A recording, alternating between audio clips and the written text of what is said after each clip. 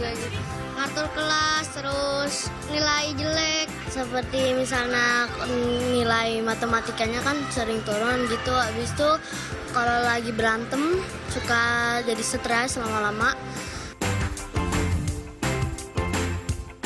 Apa ya, kayak marah gitu. Ya diem aja. Ngambek, kadang-kadang mukul meja. Kadang-kadang marah-marah gitu. Dengar musik, baca komik, pergi jalan-jalan sendiri. Diemin aku. Diemin? Udah digituin aja terus? Iya, biar akunya tenang. Terus ya udah, kalau aku udah tenang pasti biasanya aku balik lagi main sama mama papa. Ya, Praduta jangan stres, gak mau baca buku aja atau apain, main game dulu deh, silakan istirahat. Ya dikasih tahu jangan kan kalau stres kadang suka diem, jangan diem mulu. Hari ini kita akan bicara mengenai kesehatan mental pada anak dan remaja. Nah, kalau misalnya bicara mengenai kesehatan mental itu biasanya kita bicara mengenai gangguan mental. Dan ketika bicara tentang gangguan mental, sebagian dari kita mungkin memiliki persepsi yang negatif atau bahkan tabu untuk membicarakan hal ini. Nah, harapannya dengan pemahaman yang rinci dan komprehensif, kita bisa mengubah pola pikir ini sehingga bisa mencari solusi terbaik untuk menjaga kesehatan mental anak-anak dan remaja sehingga mereka bisa tumbuh kembang secara maksimal. Untuk itu kita hadirkan di sini narasumber terkait, ada Dr. Lina Budianti selaku spesialis kedokteran jiwa anak dan remaja Rumah Sakit Jiwa Provinsi Jawa Barat. Selamat pagi Dr. Lina. Selamat pagi. Dr. Lina, ini loh, jadi kan sebetulnya kalau di Indonesia ya ada semacam perspektif bahwa gangguan mental ini biasanya konotasinya negatif atau bahkan orang tuh langsung jump into conclusion, wah itu gila-gila gitu. Nah, apa sebetulnya yang dimaksud dengan kesehatan mental? Iya. Sebenarnya kesehatan mental itu cukup luas ya gitu ya, pengertiannya gitu. Jadi ketika kita merasa sejahtera baik untuk diri kita sendiri, kita bisa berfungsi sebagaimana mestinya, kemudian membuat nyaman orang-orang di sekitar kita.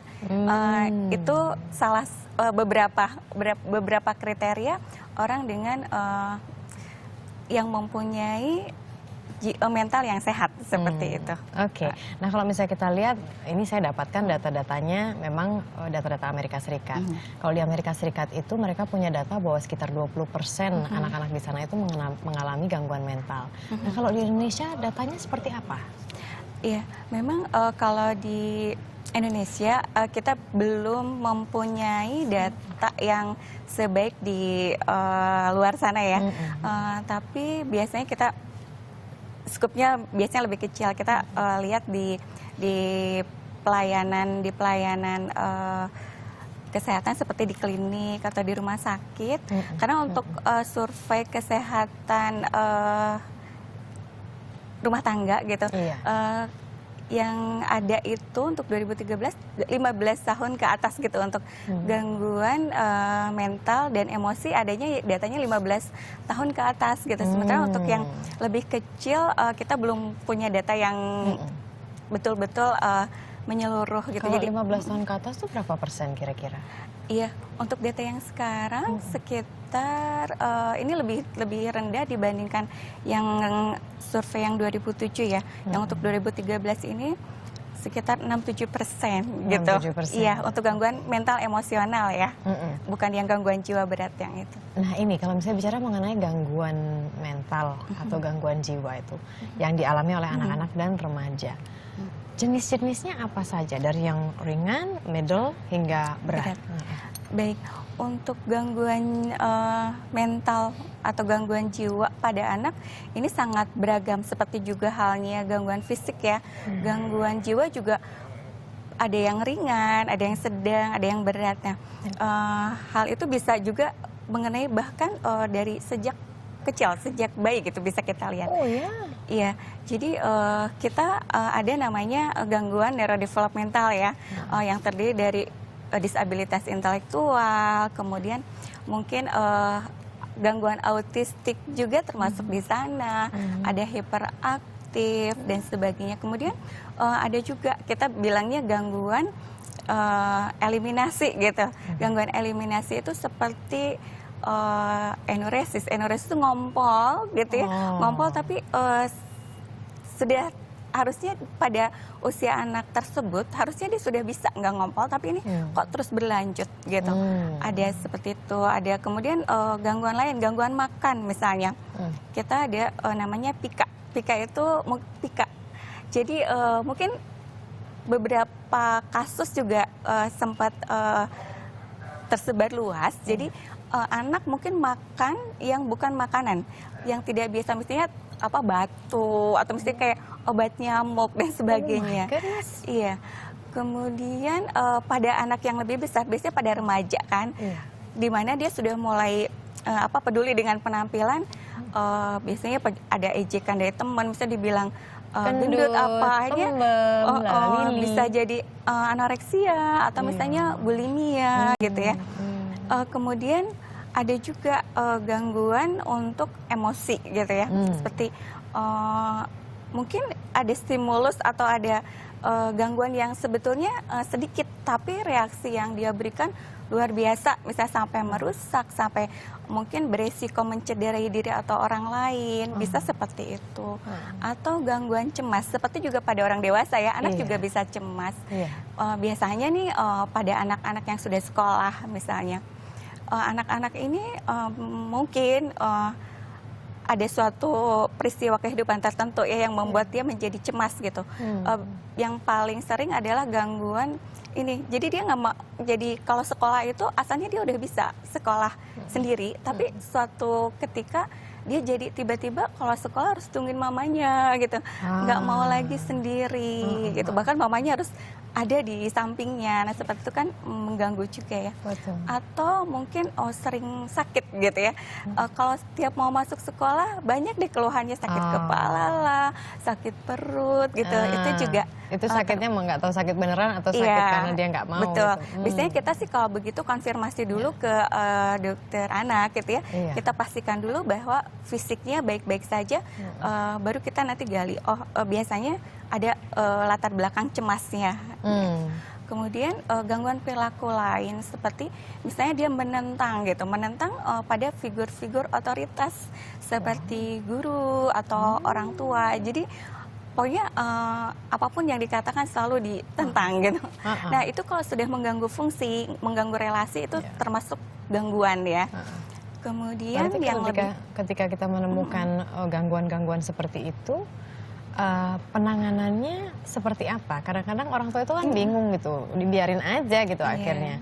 Terus kalau misalnya mau ke dokter pun, ke dokter mana gitu. Jadi bentuk pelayanan kesehatannya seperti apa untuk memastikan bahwa kesehatan mental anak dan remaja ini terjaga? Ya, baik.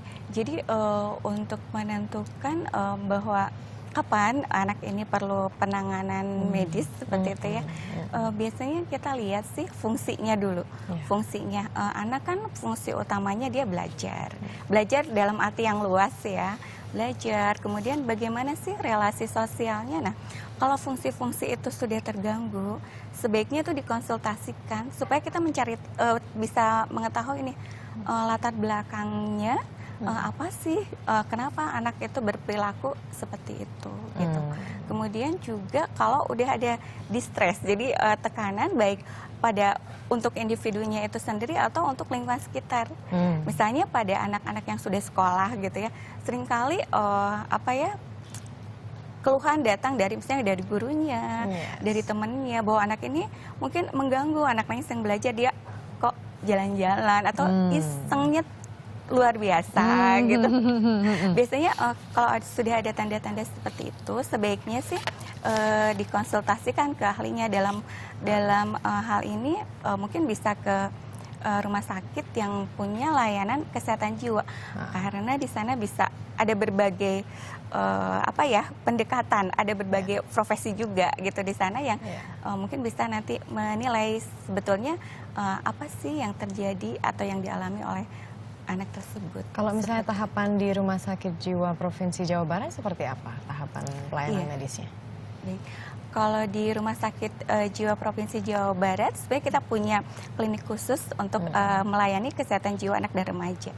Biasanya pada pasien-pasien yang datang, kita asesmen dulu, kita lakukan wawancara klinis, baik pada orang tua atau orang terdekatnya, baik pada pasien, kemudian kita juga lakukan observasi ya, observasi pada pasien tersebut. Bahkan jika diperlukan kita bisa juga melakukan pemeriksaan namanya psikometri gitu, mungkin dengan kuesioner tertentu yang perlu diisi, atau misalnya dengan tes menggambar dan sebagainya, sehingga dari sana kita dapat banyak informasi dan akhirnya kita bisa menentukan kemungkinan anak ini mengalami gangguan apa gitu, gangguan tertentu.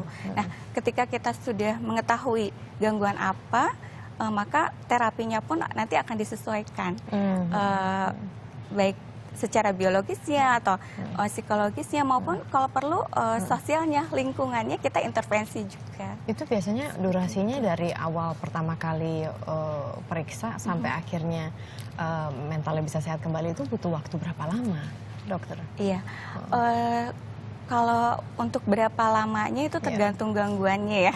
Seperti juga tadi fisik, ada memang gangguan yang mungkin dalam waktu singkat gitu bisa sembuh. Tapi ada gangguan tertentu yang mungkin saja gitu hampir sepanjang hidupnya bisa mendapat terapi. Jadi bervariasi sih, tergantung gangguannya seperti apa. Nah terakhir dokter, ini kan kalau misalnya di Indonesia memang tampaknya kalau bicara mengenai gangguan jiwa atau gangguan mental itu masih dianggap sesuatu yang konotasinya negatif atau tabu begitu. Betul. Bisa Anda setuju dengan itu? Apakah segitu tabunya, segitu negatifnya begitu? Iya, tentu saya tidak setuju ya, karena dalam ilmu kami gitu, kita juga sama kok seperti, jadi gangguan jiwa ini sama seperti gangguan fisik lain. Penyebabnya ada faktor biologisnya tadi. Memang untuk gangguan jiwa biasanya lebih kompleks gitu ya, karena gangguan jiwa sendiri melibatkan banyak faktor. Jadi tidak ada penyebab tunggal untuk munculnya suatu gangguan jiwa. Biasanya selalu ada faktor biologis, psikologis, dan sosialnya seperti itu. Nah, untuk biologisnya memang ya pada gangguan-gangguan mental itu faktor biologisnya juga sangat berperan penting di situ. Makanya pendekatannya juga kan kita biologis, misalnya kalau memang memerlukan pasien tersebut obat-obatan, kita berikan dulu.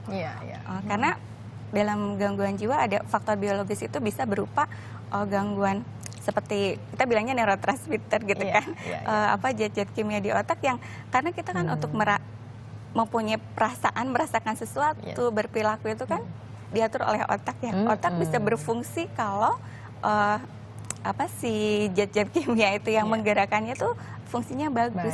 Jadi ini gangguan jiwa juga sama penyakit medis biasa yang biasanya bisa diobati secara medis. Baik, jadi penyakit medis biasa. Jadi bagi Anda atau sebagian dari Anda mungkin berpikir bahwa it's still tabu, enggak nanti dianggap gila segala macam.